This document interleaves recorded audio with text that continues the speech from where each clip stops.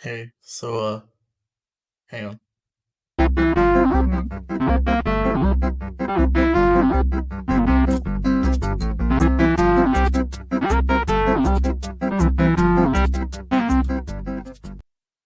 How'd you like that? I that what was that? That's obviously our new theme tune. That's it. Ugh, That's gonna be the okay. theme tune that we use from now on. You know, It I'm makes. not opposed actually, because I because mean, I am. at least it's slightly higher quality than what we've been putting out. It's we're getting there. We're going like by micro steps at a Micro very steps. lazy pace. Speaking of micro steps, the edge of destruction. So last we left That off. was a terrible lead-in. Shut up. It was a segue. So Uh-huh. last we left off, the crew had left Scarrow, and something hmm happened that made Ian fall in a chair. So tell us what happened.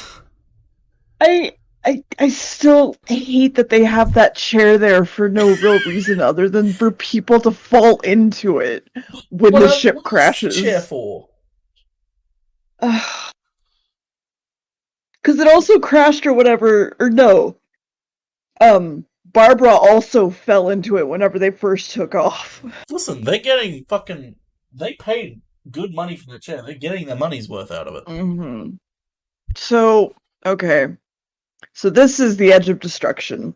Yes. It was apparently a two-part episode, and I was very excited about that because the last episode was 7 episodes long. Holy fuck. Yeah. Um, and we've opened again to everybody falling over, and Barbara apparently fell into a scarf closet somewhere and is making various noises. And I thought for a minute it was a blanket, but no, it was a scarf. And hmm, and Mm-hmm. she's like muttering Ian's name weirdly, like she doesn't remember him. And Susan stands up and she's acting like she's drunk. And apparently, she's hurt her head and then also her neck after like trying to touch the console, I believe. And she's not really sure what's going on. And there's a boom in the shot at some point, and it's amazing because that happens multiple times this episode for some reason. It does. The doctor, yeah, it does. And there's like a camera shadow and all these things, and it's great. Um, the doctor apparently has cut his head open, but never once while watching this saw the cut, so I'm just like, uh huh. Um, no one seems to remember Ian. They don't seem to know what happened. And Barbara sends Susan to go get bandages and water or something. Well, the most important And things. yeah. And then we cut back and Ian is like suddenly standing up and it asks Barbara if she's working late as if they're back in school and then asks for water as well. Mm-hmm. Susan pulls out a bandage, and I said she cut out some water because I was like, I'm not really understanding that she was pulling out a bandage. I thought it was like little packets of water that they did something with, and I'm like, Oh, that's so you fucking thought it weird. was water and you didn't immediately jump to that she's just grabbed a line of condoms, because that's exactly what it looks like. I mean, yeah, it literally unfurls like a whole bunch of fucking condoms. Um, and then they worry about that the doctor's skull is fractured, and they remember that they're suddenly in the TARDIS and the machine is doing funny things like the food machine, like she's asking for water and it's like beeping at her and she doesn't really explain what it's doing but it gives her water anyway. Mm-hmm. um and then they go back to like helping everybody in the main room, like getting the doctor's head bandaged, stuff like that. And Susan starts freaking out because the door opens. I mean, fucking And brand new technology. yeah, because they're like, "Oh my god, the door's opening. What is happening?" And they're like, "It's impossible for the doors to be open, even if the ship crashes, because the ship can't crash for some reason. I don't Yes. understand that bit. And Susan is just like inconsolable again. Yes. And apparently the bandage they put on the doctor changes color when the wound is healed. And I was like actually actively watching this bandage throughout this entire episode. It never does change at all. Okay. That's a lie. It does change slowly. It just doesn't go fully white.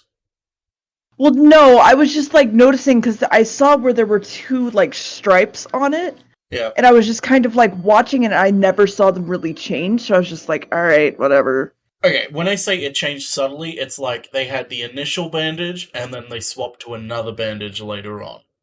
That had a And that little was bit it. less. Yeah, and that was it. Of There's course. not much else after that. Ian starts walking towards the door. The doors close, and when he walks away, they open again. And Spooky. Susan tries the controls and suddenly hurts a whole lot and then faints. Yes. No one really understands that bit. Yes. The doctor starts to wake up, and Ian just like picks Susan up like she's a rag doll and walks her out of the room to take her to bed. And the back of the doctor's neck also apparently hurts. And in my mind, I was like, something is burrowed into the back of their skulls. Like, that was just what I went to. So we cut back to Ian putting Susan back in bed. I mentioned that somehow Ian knew how to work the beds, even though they've yet to sleep by this timeline, and or use the beds at all. He's a modern man. So, a modern Major General? Yeah, sure. So, Ian goes to go get her water. It does the beep thing at him, but water still comes out. And he comes back, and Susan is awake and holding a pair of knives. Or a pair of knives or scissors? Scissors. Was it scissored the whole time? Because I, for some reason, wrote knives. Okay. And doesn't remember Ian or something. I'm not really sure. And she tries to stab Ian, sucks at it, then starts to scream in pain and stab her own bed for some reason. Yes. Barbara is now yelling at the doctor, saying that, like, he doesn't know where they are. And he's like, where isn't as important as why we're here? And it's really bizarre how they just keep arguing over nothing and none of this comes back later. So basically what you're saying is, this episode, it's a show about nothing. Yes. It is literally Cabin Fever. Let's make everything into something dramatic for no reason. It is exhausting. This is the literal thing I hate to watch on TV, is drama for the sake of it being drama, and I just, oh my god. So Barbara walks out to go do something, and she's like weirdly staring around thinking like someone's there, or like she doesn't really know where she was. And she's like, I was thinking, and everyone's like, what? You were thinking? And she was like, I think something might have gotten onto the ship. And both the doctor and Ian go, no, that's not logical. Ha ha. And the doctor asks Ian to help him repair the ship. And we see Susan sneaking around in the background for whatever reason. And she just takes the scissors again that they took from her. Yeah. So they go to check. Yeah. They are in no way safety scissors. No, they're not. They're very dangerous. They're like the very old, I don't even want to say antique because they're not. They're like 60s scissors. Yeah, and they're like made of like silver steel. And they're very, very sharp. They're usually sewing scissors is what they are. And so Ian and the doctor go to look at that thing where in a previous episode, Susan has looked in and been like, this is what is the number, so this is what's wrong with the ship. It tells you exactly what's wrong with it. And it's just a series of numbers, and it's a letter A, and the number just going up like 11, 12, 13, 14, saying like everything is wrong, I assume. Yes. And then we cut back to Barbara and Susan. And Susan, in this moment, because she has this cloth on her head because she hit her head, literally looks like she's wearing a nun's habit. It does kind of look like that. Yeah, It you're right. does! Because she's also wearing that, like, painter's smock that's, like, entirely black for, like, this entire episode. So I'm just like, she's a nun at this point. Like, I don't understand what that framing was at all. Huh, yeah. Never thought about that. Mm. Yeah. Anyway. So Susan apparently remembers Barbara and is starting to freak out about her grandfather, wondering where he is, what he's doing. And then she threatens Susan Susan then threatens Barbara with the scissors because she says that they're lying and she overheard everybody talking and all this stuff. Yeah. And well, that means they're lying. Yeah, because if people talk, they're automatically lying, obviously. Barbara then takes the scissors from Susan because she has like a pain moment or something. And it's a pain moment. Like, it's a womanly vapors moment. Womanly vapors. It is. I'm surprised you didn't what else would it be? Go full 60s and say it was her time of the month. She was being visited. Oh my god. By the womanly demon. Mother Nature, the red tide. Aunt Irma. Yeah. the moon is full in my daughter today. That's what... Keep going. So Susan kind of mentions, what if there's something in the ship, if it did get in, it would hide in their bodies because that's the only place it would hide. And so I'm going back to, okay, there's a thing in their neck, obviously. Mm-hmm. So on my radar, the doctor and Susan are the two that are absolutely the crazy ones. And or body snatched or whatever the fuck. Yep. And the doctor's gonna try the scanner because apparently there's nothing wrong with the ship, supposedly. And then Susan like runs in and freaks out and is like, no, don't touch that. It hurt me. So it's gonna happen to you. And the doctor's like, no, like, I think you're crazy, because he touches it and nothing at all happens to him. Yes. And what they see on the monitor is like a picture of like England countryside, but apparently it's a photograph. Yes. It's a very bizarre way to put that. Like, they could have just been like, oh, that's just sort of like a memory capture or something, whatever. But I don't know. There's a reason why they don't call it that. They just call it a photograph. The ship has a memory bay, and the doctor's like, wow, I could have sworn I told you that. And that also doesn't come back at all, because they sit there talking about, like, well, the ship has a memory bay to figure out where we go and blah, blah, blah. And they never access it to figure out where the fuck they are? Like, that seems like a really obvious choice. Are you saying there's a plot hole in this episode? Yes. Disappointed in... I'm saying there's a plot hole in the last, like, 4 episodes, because they could have used the memory bay to just go straight back to England. I mean, yeah. Yeah. Yeah. I mean, who knows, they might try it. They might.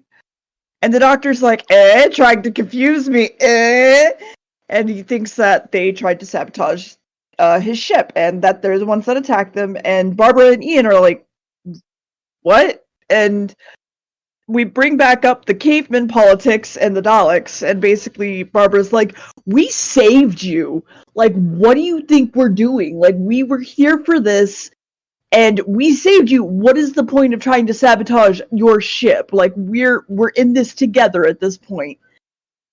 And Barbara pretty much goes like, you never have any gratitude for anyone else. And I'm just sitting there like, yeah, no, I fucking hate this doctor. He's a fucking asshole. Yeah. Then... Oh, actually, no, he's not the meanest of them all. He is the most grouchy. Well, no, he's not even the most grouchy. He's the oldest grouchiest. Mm. Happy Father's Day to everyone except him. He gets a little Um, bit more whimsical as time goes along. Again, this first season's rough. yeah. And then I said that they looked at something because I couldn't make out what it is, and it makes everyone freak the fuck out because it shows them time. And it It's a kind of clock. looked like the numbers melted or something. It took me a while to realize it was a clock, okay? They just cut to it and then they cut away from it. And I'm like, what the fuck was that? Yes. And I said that the numbers kind of looked melted or something. I don't know. I think it was actually just a clock. There was I nothing special about it. I legitimately do not know what's meant to be. She clarifies it later. Something about she's like, oh, the ship, the ship directed us to the clock, and that's when we were informed about time not working. And it's like, Uh-huh. okay, but how? Like, was it Yeah. actually melting? Were the numbers gone? Like, what was up with the fucking clock? Or you just like didn't ever look in that single direction at all until the ship made you do so. I Yeah, don't know. I it's don't know. fucking weird. And then so everyone but the doctor's freaking out, and we cut back to the doctor coming back because apparently he left with drinks for everyone because he's just like, we just need time to think this over. And Barbara is just like, nah, fuck this. I don't want to talk to you. Goes to bed. Susan follows. Ian tells him to apologize, and he's like, nah, I don't have time for that. I gotta think. And Thinkity we think. again see Susan hiding behind the food machine in plain sight. And the doctor says that they absolutely need him because without their mind, they're nothing, basically. And it's just like, wow, I hate him. Susan goes back to bed and apologizes to Barbara on the doctor's behalf and is just like, just try to understand him and forgive him. Like, please. Like, he's my grandfather. It's like, asshole. Like, that's not how that works at No, all. it's not. We also then cut to the doctor spying on Susan and Barbara while they sleep. And he's like shaking them and they're like still asleep or whatever. Well, he's And making sure that they're actually asleep. yes. And well, like when he like wiggles them and stuff, like they stay asleep is what I'm getting at. Because hey, guess what? He drugged them. Um, if that wasn't fucking obvious at that point. Um, and then he goes over to the controls and starts to wiggle his fingers over them. And then someone grabs him from behind and starts to choke him, and that's where the episode cuts. So, So, quick question: Would it be mm-hmm. surprising to? Would it be surprising for you to know that Let me this guess. Preface it. episode, Probably not. this episode was written purely to fill an allotment of episodes that their show needed to that because the BBC commissioned 13 episodes. The first Unearthly Child had 4, the Daleks had Are, 7, so an additional 2 episodes were required just in case the show was cancelled at that point. So are you saying? Are you saying this was filler? yeah, this episode's pretty much filler. Yeah. Did you It's. pick up on that at any point that this episode Oh might be filler? yes. It just felt completely acidine, like just drama for drama, and just no real character building at all. There was nothing to it.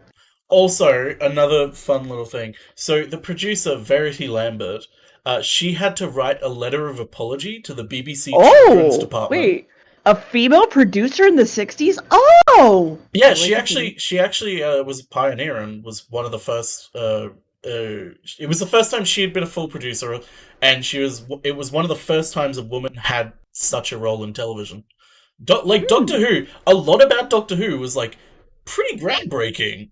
Like you had Verity Lambert, and then you also. Oh god, I always forget his name. I really shouldn't forget his name because he's I mean, you the probably couldn't tell that from all the womanly vapor moments, but anyway. the womanly vapor moment. Hmm. So you were saying the Uh, director. the director Waris Hussein.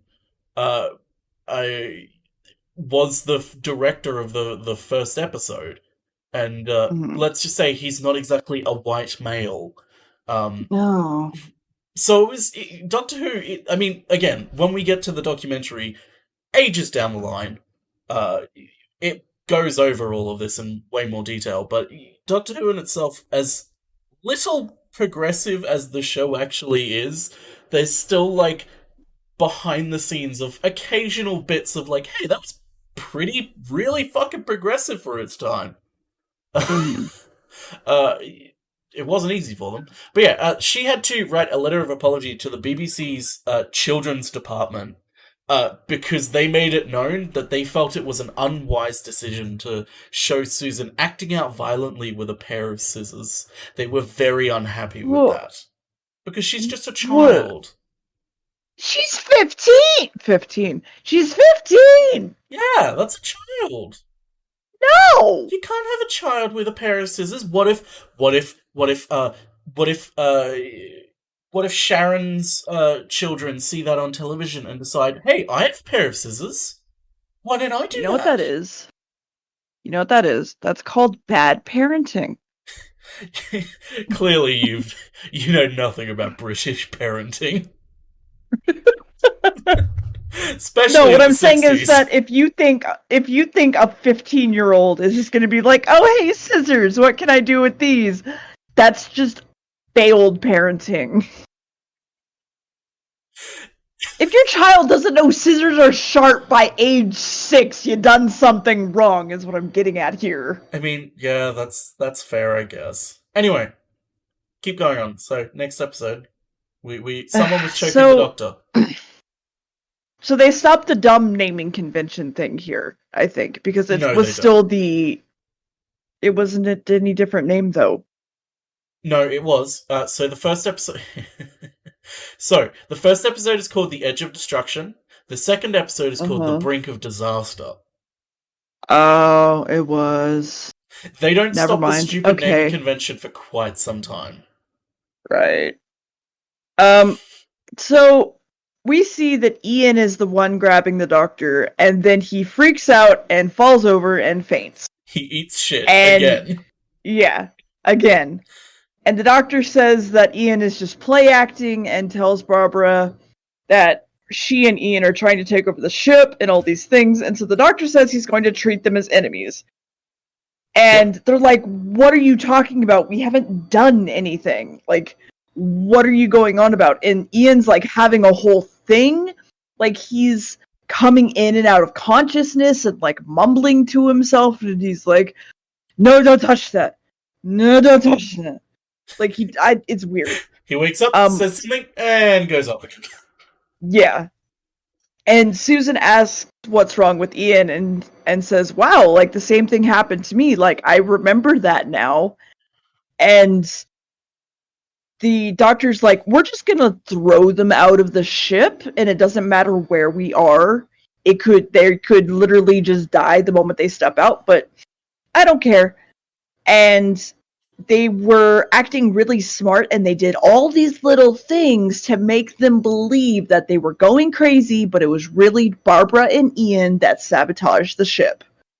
Again, this is that argument that they literally had 20 minutes ago. Mm-hmm.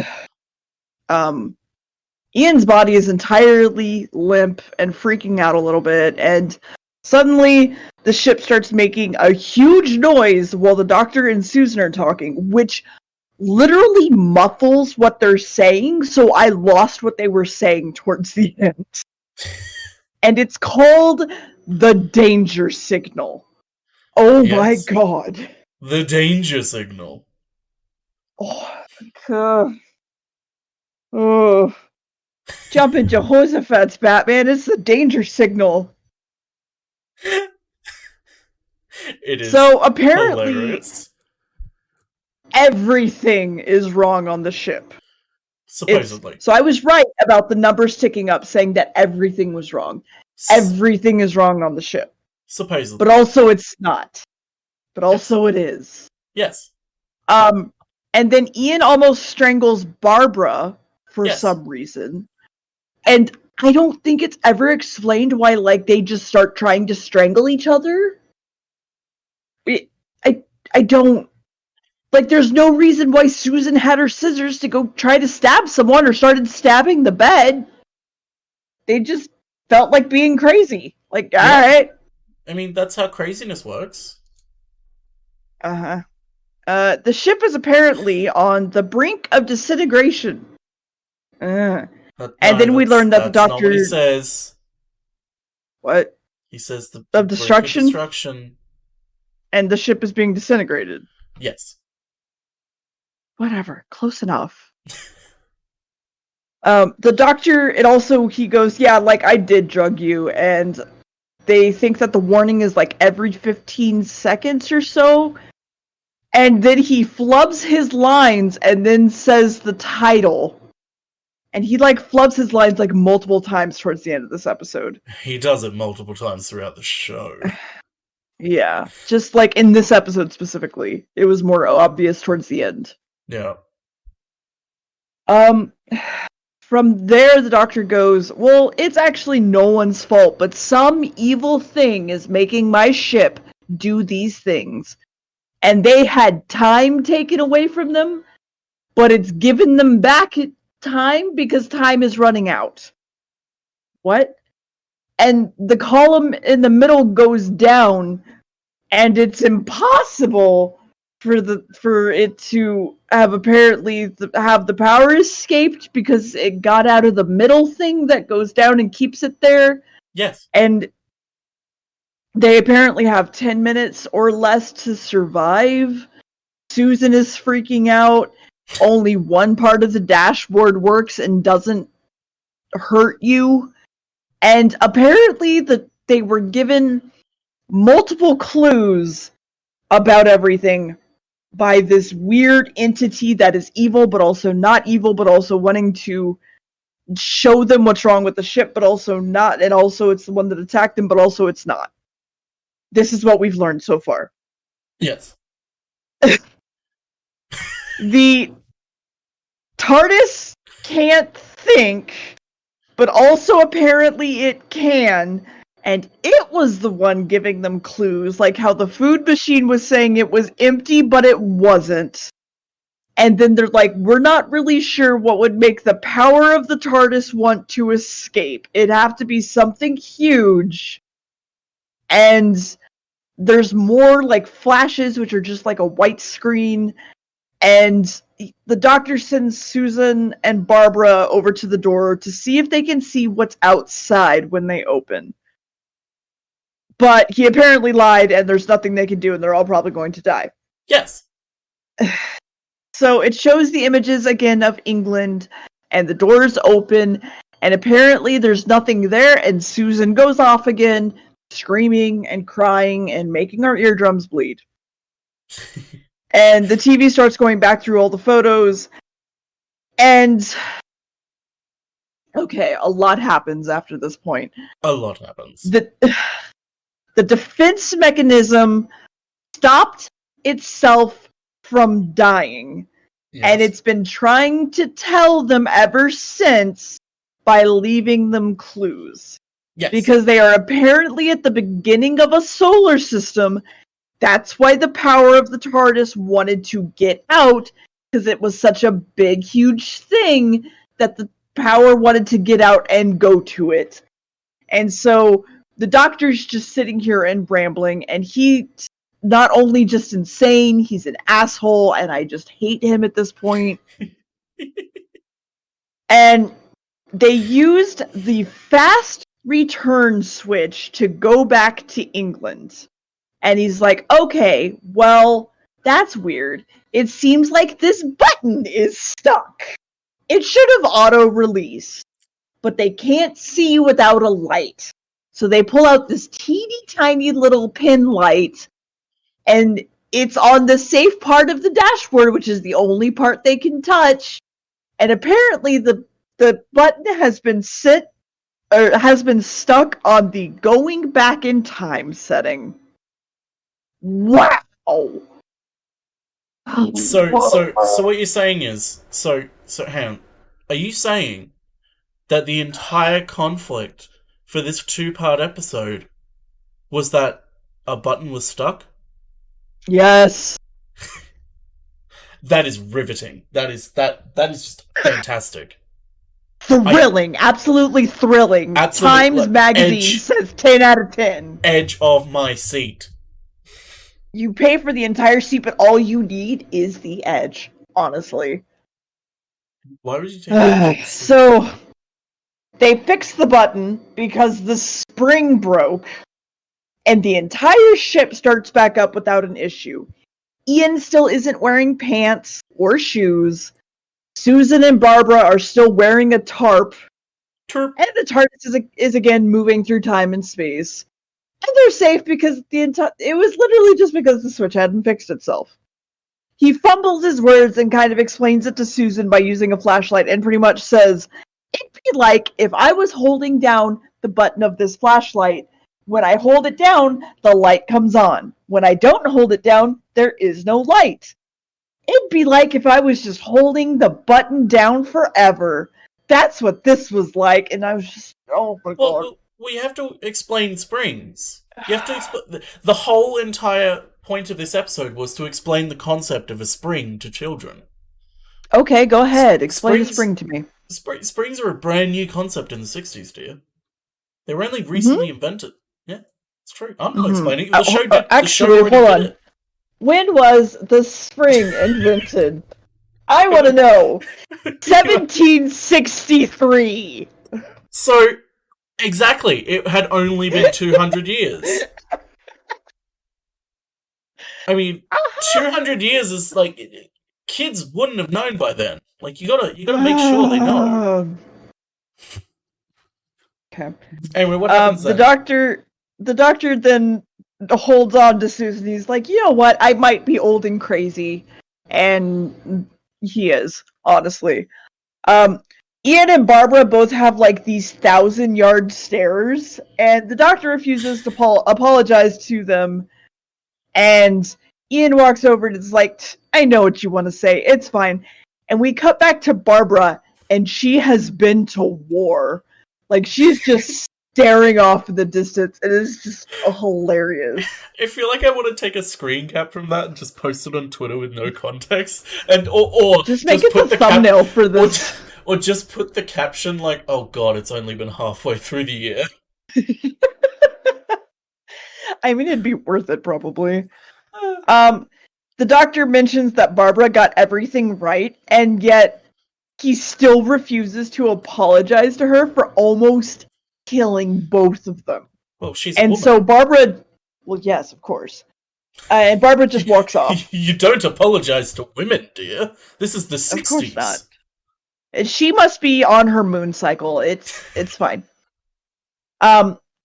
So he's confused why, like, she hasn't forgiven him. So he goes back to talk to her later, and she's doing the 1,000-yard stare again. And he's like, you're very valuable to me. And it's kind of weird that he calls her valuable in that regard. It was very possessive, the way he came across with it. I don't know. It is a bit, And yeah. they talk about how they landed on a planet that's very, very cold, so they all need to head outside and have fun. Whee! And apparently there was an apology, but also not. He never actually apologized to her, and I don't know about you, but the act of literally saying I'm sorry is more important than all of the lead up to and after. I don't know. That what happens after is pretty fucking important.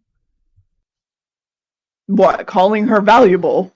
No. What happens after? Like the entire, like the cliffhanger. That's pretty important that they get to that.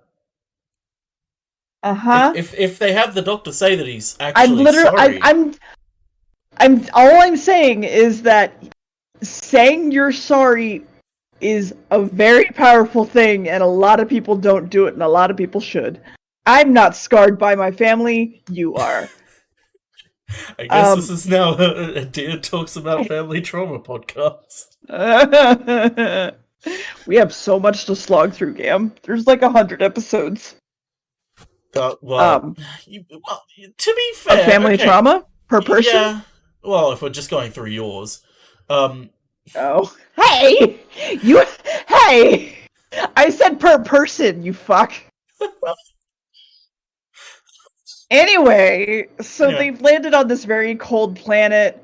Ian is given a coat that apparently can fit like 3 men. Ha ha, there's a fat joke, and it's just like, alright, whatever. uh, what are you talking Um, about? He says 2 men, and the joke whatever. is that the doctor got the coat from Gilbert and Sullivan. Okay. Do you know what Gilbert and Um, Sullivan?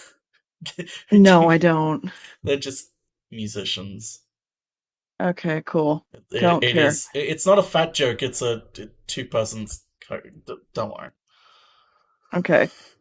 So it's a gay joke. Got it. I not whatever. I know. I'm being a smartass. Don't worry. Um, Doctor Who has its fair share of gay jokes. yeah, yeah. I mean, Oh not as boy, I bad as can't James wait. Bond, like, but we get there's a few. Anyway, so they've landed on a planet that's cold. The doors open up. Susan brings in a snowball and chucks at them, and they're like, "Ha No, you have hee to say hee hee specifically. hee." She throws it straight at Barbara's face, Yes, she does. and Clocks her Barbara with the nearly falls snowball. over. And then, Yeah. Chases after Susan, nearly eats shit, like leaving the TARDIS.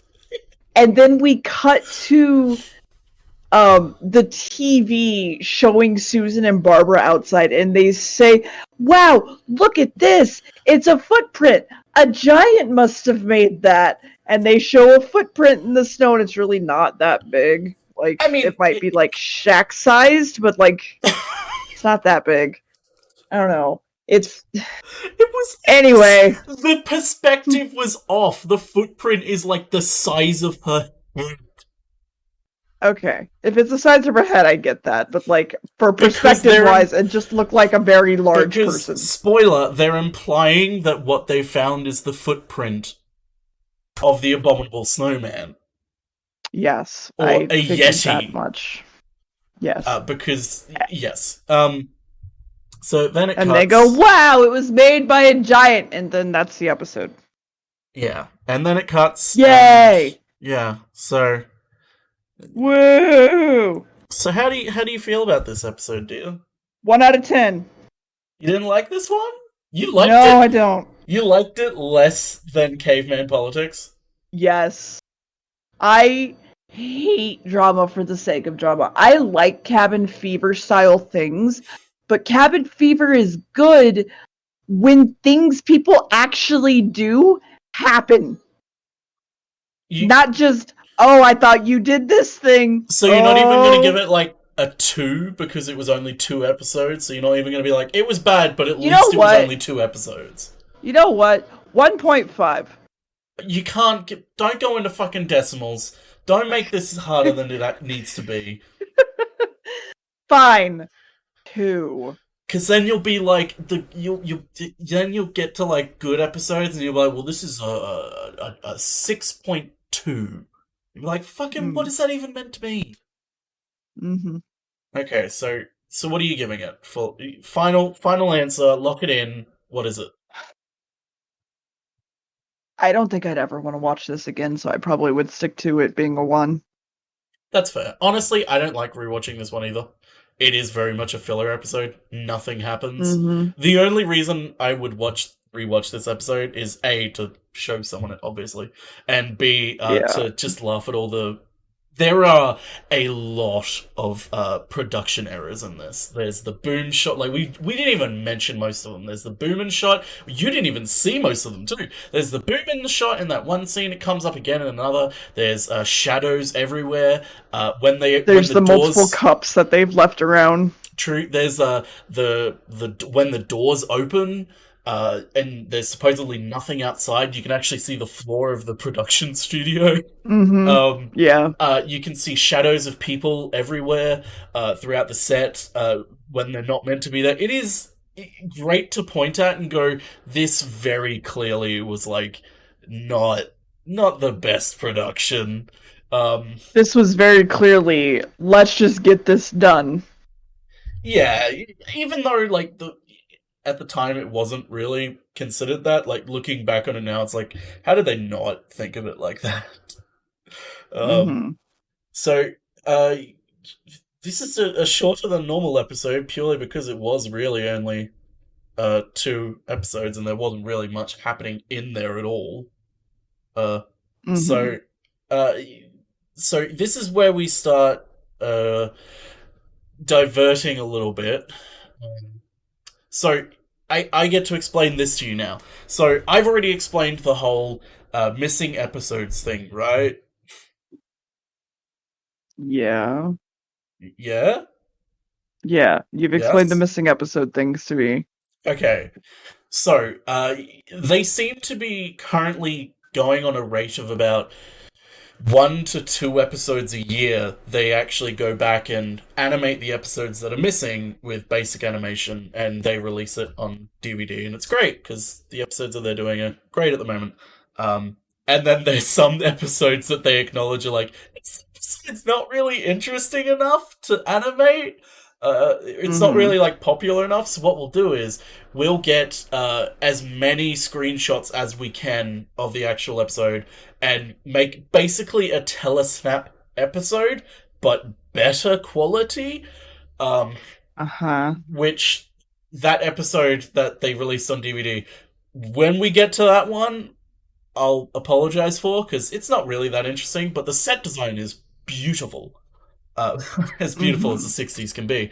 Um, but in saying that, the next episode, which is supposed to be about Marco Polo, and Kublai Khan is Mm-hmm. missing entirely. Every single episode is missing, so we Are you can't. saying it's not about Bigfoot? I okay. So Bigfoot is the hook. Uh, Bigfoot's the hook to get you to watch the next episode of like, oh, what the hell owns this big ass footprint? But Mm-hmm. the truth is, it's fucking nothing.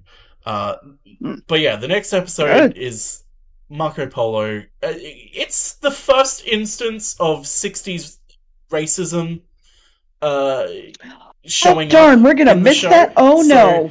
Oh no. unfortunately, for the time being, we Oh miss it. no. But we will Wow. come. We will actually come back to it if either A, they find the episodes and release them, or B, Or I kill they you animate the first. episodes and release them. Uh, Or I kill you first. it's actually kind of a funny episode to watch, even though it is 7 Mm-hmm. episodes long. Uh Listen, I watched. Listen, I fucking watched this episode with nothing but screenshots, and it was more interesting than this 2-part episode. So trust me on this, okay? okay. Fine. I I'm slowly wondering if I'm actually regretting letting you do this to me or if I just Hey, the I next don't know. episode, the next episode is going to be way more interesting. There's like a mini quest to find some stuff. The doctor goes on trial for murder. It's actually more interesting. It's where the show You know starts to what? like pick up in interest for me. We'll put that on your tombstone when I get around to it. I What, the swear the doctor's on next trial for episode is murder? so much more interesting. That's your tombstone. That's on my tombstone. Mm-hmm. Oh. Well, in that case, the next episode that we get to watch is the keys to Marinus, or the keys of Marinus. No, Mm. it is the keys of Marinus. Which is for a show that's meant to be mainly historical. They really, as soon as the Daleks came out, and they were like, "Hey, turns out science fiction with aliens and monsters is really fucking popular." They just went off the deep end and were like, "Okay, fuck Cool. it, aliens." Trust me, like Aliens. most of the stories about like aliens and shit. There's a it's very rare times when they actually like have historical stuff. Like the new Mm-hmm. series of Doctor Who has, in my opinion, more actual historical stuff than classic Doctor Who. Like you'll have episodes of. They make it a point of nearly 1 episode a season. They try to have, okay, here's their episode with Shakespeare. Here's their episode with fucking Charles Dickens, like etc. Like they pick a historical figure and make an episode around it. Whereas like classic Doctor Who, it's like Marco Polo. Emperor Nero, the Crusades. I was gonna How say, about high five to that one fucking episode that makes every single artist cry ever. the Massacre of Saint Bartholomew? Oh. The gun the gun fights at the OK Corral. We're not watching the Massacre of Saint Bartholomew. That episode's missing, unfortunately. Although apparently it is very Damn! interesting. I I wanted to see a massacre. God, especially of racist white people. You don't see a What? you don't see the massacre, and I'm gonna ignore what you just said. Anyway, next time we'll come back. Keys to Marinus. It's way more interesting than this, I promised you. Mm-hmm. Okay. I bet. Do you? Mm, Okay. So I guess we'll just end it here. yeah. Okay. There's nothing else to say. Oh wait, hang on. Hit the theme song.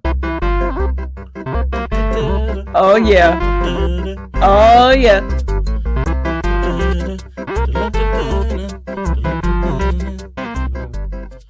That is so fucking. And the thing, I think it's actually echoing as well.